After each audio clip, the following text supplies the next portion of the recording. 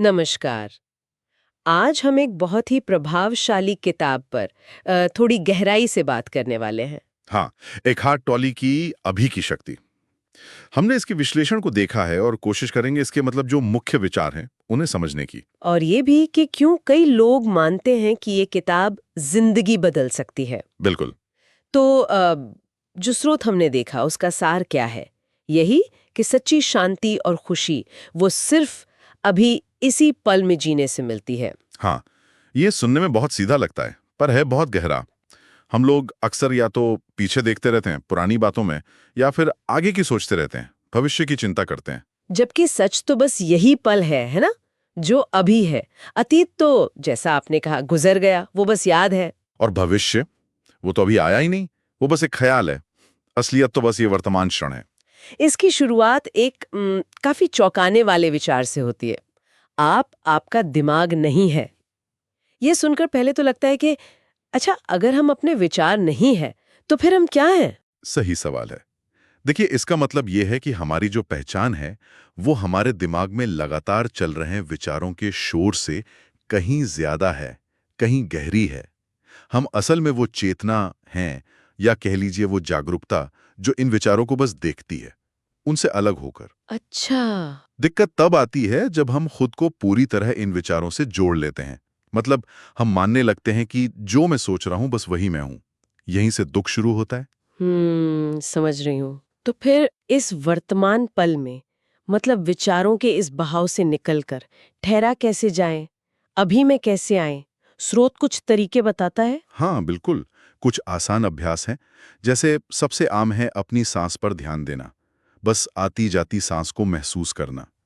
या फिर आप जो भी कर रहे हैं, चाहे खाना खा रहे हों या चल रहे हों या किसी की बात सुन रहे हों, उसे पूरे होश के साथ करना। मतलब पूरी जागरूकता से। हाँ, पूरी तवज्जो देकर, हर इंद्रिय अनुभव को महसूस करते हुए। यही एक तरह की साधना है वर्तमान में आने की। इसमें एक और काफी दिलचस्प कॉन्सेप्ट है दर्द शरीर का, जिसे पेन बॉडी कहा गया है। ये क्या चीज़ है और इसका वर्तमान में जीने से क्या ताल्लुक है? हाँ, दर्द शरीर। ये हमारे अतीत के जो अनसुलझे भावनात्मक दुख हैं, उनका एक तरह का जमावड़ा है, जैसे गुस्सा, उदासी, डर। ये एक तरह की नकारात्मक ऊर्जा बन जाता है हमारे अंदर, जो बार-बार सक्रिय होकर हमें और दुख महसूस करने पर मजबूर करता है। जैसे कोई पुराना जख्म बार बार उभर आता हो। बिल्कुल वैसे ही। और होता क्या है कि जब हम पूरी तरह से वर्तमान क्षण में होते हैं, होश में होते हैं, तो हम अनजाने में इस दर्द शरीर को अपनी ऊर्जा देना बंद कर देते हैं।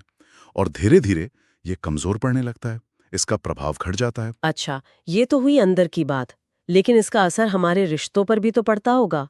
विश्लेषण कहता है कि ज्यादातर रिश्ते अतीत के अनुभवों और भविष्य की उम्मीदों के बोझ तले दबे होते हैं। हाँ, बिल्कुल सही।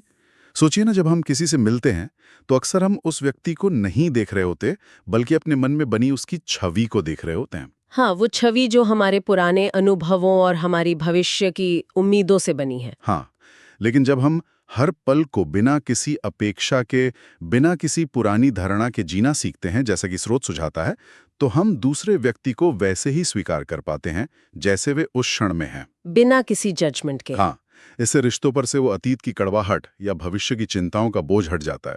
रिश्ते ज्यादा सहज, ज्यादा स्वाभाविक हो जाते हैं। तो इस नजरिए को अपनाने के फायदे तो कई दिखते हैं, जैसे विश्लेषण में गिनाए गए हैं। चिंता और डर से मुक्ति, हाँ, मानसिक शांति बेहतर रिश्ते। और शायद खुद से भी एक गहरा जुड़ाव महसूस होना। बिल्कुल। लेकिन ये भी माना गया है कि ये किताब थोड़ी दार्शनिक है। मतलब इसे समझना, इसके विचारों को अपनाना शायद शुरू में आसान ना हो। हाँ, ये सच है। ये कोई ऐसी किताब नहीं जिसे बस एक बार पढ़ लिया और हो गया। इसके जो सिद्धांत हैं, उन्हें सिर्फ समझना काफी नहीं है। उन्हें अपने जीवन में उतारना पड़ता है, उनका अभ्यास करना पड़ता है। और क्योंकि ये विचार गहरे हैं, तो हो सकता है इसे बार-बार पढ़ने की जरूरत पड़े। ताकि वो धीरे धीरे हमारी सोच का, हमारे जीने के तरीके का हिस्सा बन सके। सही कहा, आत्मसात करने में समय लगता है। तो कुल मिलाकर ये विश्लेषण अभी की शक्ति को सिर्फ एक किताब नहीं मानता, बल्कि इसे जीने का एक तरीका बताता है। एक ऐसा रास्ता जो शायद हमें कम तनाव और ज्यादा शांति की तरफ ले जा सकता है। जैसा स्रोत में कहा गया है, ये किताब सिर्फ पढ़ने की चीज नहीं, ये जीने का तरीका सिखाती है। बिल्कुल। और ये हमें सोचने पर मजबूर करती है। एक बहुत